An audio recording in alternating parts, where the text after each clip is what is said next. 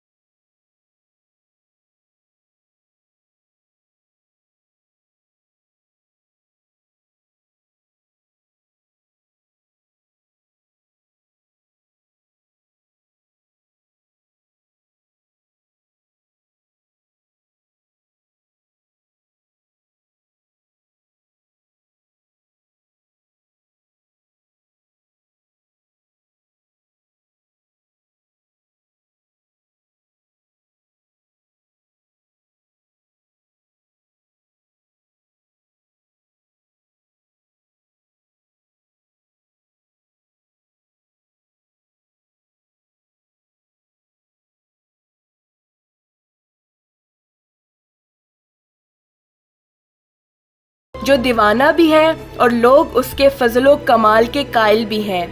وہ پاگل بھی کہلاتا ہے اور مشکل مسئلوں میں اس کی رائے کو اہمیت بھی دی جاتی ہے۔ اس سب کے باوجود کوئی یہ ثابت نہیں کر پاتا کہ وہ دیوانہ نہیں ہے۔ یہی اس کا کمال ہے کہ وہ در حقیقت آل محمد کا دیوانہ ہے۔ میں بہلول دانا کا ایک واقعہ آپ کی سماعتوں کی نظر کرتی ہوں۔ اس دور کے عبداللہ بن مبارک کے دل میں بہلول سے ملاقات کا شوق ہوا۔ کسی نے بتایا کہ وہ صحرا میں ملے گا۔ عبداللہ صحرا کی طرف روانہ ہوا۔ ایک جگہ اس نے بہلول کو دیکھا کہ ننگے سر ننگے پاؤں یاہو یاہو پکار رہا ہے۔ وہ قریب گیا اور سلام کیا۔ بہلول نے سلام کا جواب دیا۔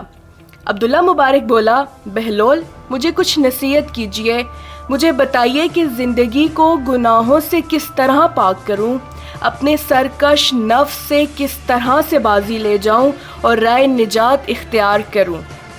بہلول نے سادگی سے کہا کہ بھائی جو خود عاجز اور پریشان ہے اس سے کوئی دوسرا کیا امید رکھ سکتا ہے؟ میں تو دیوانہ ہوں، تو جا کر کسی عقل مند کو تلاش کر جو تیری فرمائش پوری کر سکے۔ عبداللہ نے سینے پہ ہاتھ رکھا، بہلول اسی لیے تو یہ ناچیز آپ کی خدمت میں حاضر ہوا ہے کہ سچی بات کہنے کی جرات تو صرف دیوانے ہی رکھتے ہیں۔ بہلول نے اس کی اس بات کا کوئی جواب نہیں دیا اور خاموش ہو گیا۔ عبداللہ منت خوشامد کرنے لگا۔ جب اس نے بہت مجبور کیا تو بہلول بولا، عبداللہ میری 4 شرطیں ہیں، اگر تم قبول کر لو تو میں تمہیں راہ نجات دکھا دوں گا۔ بصر و چشم، 4 کیا، میں آپ کی 4000 شرطیں ماننے کو تیار ہوں کہ راہ نجات تو اس میں سستی ہے۔ عبداللہ نے بے صبری سے کہا، تو پھر سن۔ بہلول کہنے لگا، میری پہلی شرط یہ ہے کہ جب تو کوئی گناہ کرے یا خدا کے حکم کی نافرمانی کرے تو اس کا رزق بھی مت کھا۔ عبداللہ گھبرایا کہ یہ کس طرح سے ممکن ہے کہ کوئی خدا کا رزق نہ کھائے۔ بہلول بولا، تو پھر عقل مند آدمی خدا کی بندگی کا دعویٰ بھی نہ کرو، یہ کہاں کا انصاف ہے کہ جس کا کھاؤ اسی کی نمک حرامی کرو۔ عبداللہ نے اعتراف کیا، آپ سچ فرماتے ہیں، دوسری شرط بیان کیجیے۔ دوسری شرط یہ ہے کہ جب تو کوئی گناہ کرنا چاہے تو خدا کی زمین سے نکل جا کہ یہ دنیا محضر خدا ہے۔ بہلول نے کہا، اف خدایا، یہ شرط تو بالکل ہی ناقابل عمل ہے، زمین کے سوا بندہ کہاں رہ سکتا ہے؟ عبداللہ چلایا۔ بہلول بولا، عبداللہ اتنا پریشان کیوں ہو رہا ہے؟ کیا تجھ میں ذرا برابر بھی انصاف نہیں ہے؟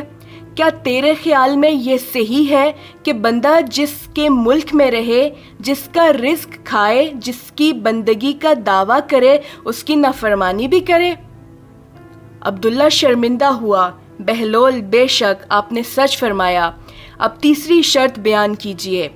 بہلول بولا، تیسری شرط یہ ہے کہ جب تو کوئی گناہ کرنے کا ارادہ کرے یا خدا کی نافرمانی کرنا چاہے تو کسی ایسی جگہ جا کر جہاں خدا تجھے نہ دیکھ سکے، نہ ہی تیرے حال سے واقف ہو۔ جب تجھے کوئی ایسی جگہ مل جائے جہاں خدا نہ دیکھے تو پھر جو تیرا دل چاہے وہ کر۔ عبداللہ بے حد پریشان ہوا۔ بہلول، یہ شرط بھی ویسے ہی کٹھن اور ناقابل عمل ہے۔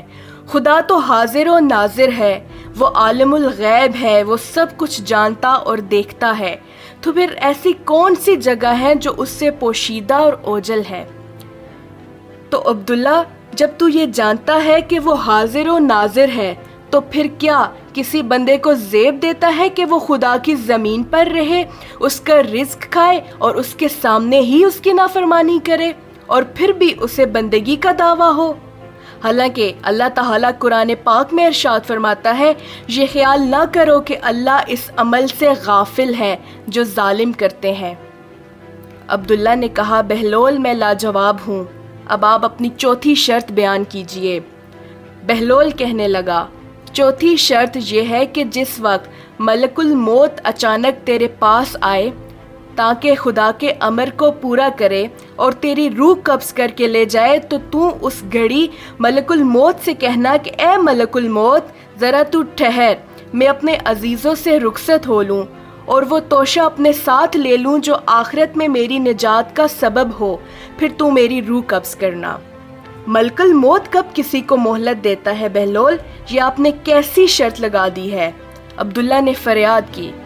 تو پھر اے دانشمند اس دیوانے کی بات سن، جب تو جانتا ہے کہ موت سے کسی کو مفر نہیں، ملک الموت کسی کو مہلت نہیں دیتا، گناہوں کے بیچ میں کسی وقت بھی ملک الموت سامنے آن کھڑا ہوتا ہے، پھر ایک سانس کی بھی مہلت نہیں ملتی، جیسا کہ خداوند عالم نے فرمایا، جس وقت موت آئے گی تو نہ گھڑی بھر کی دیر ہوگی نہ جلدی۔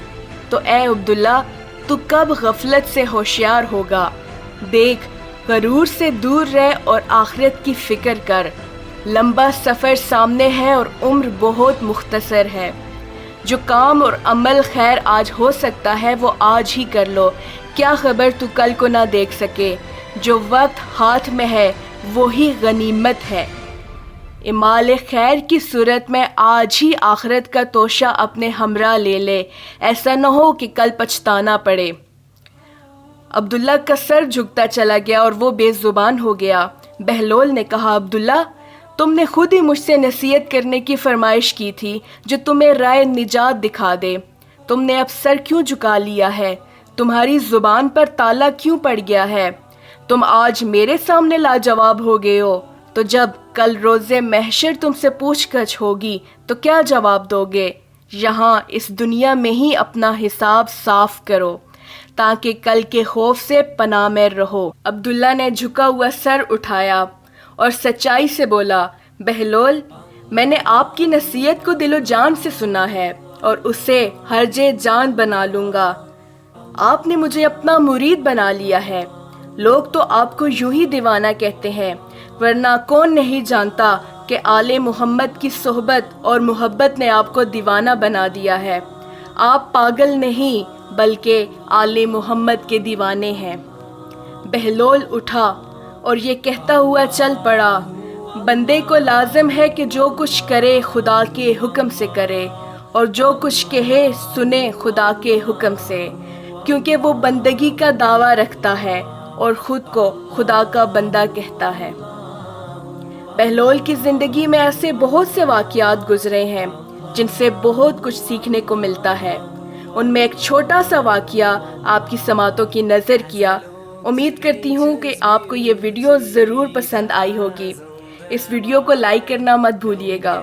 والسلام علیکم ورحمۃ اللہ وبرکاتہ۔ Allah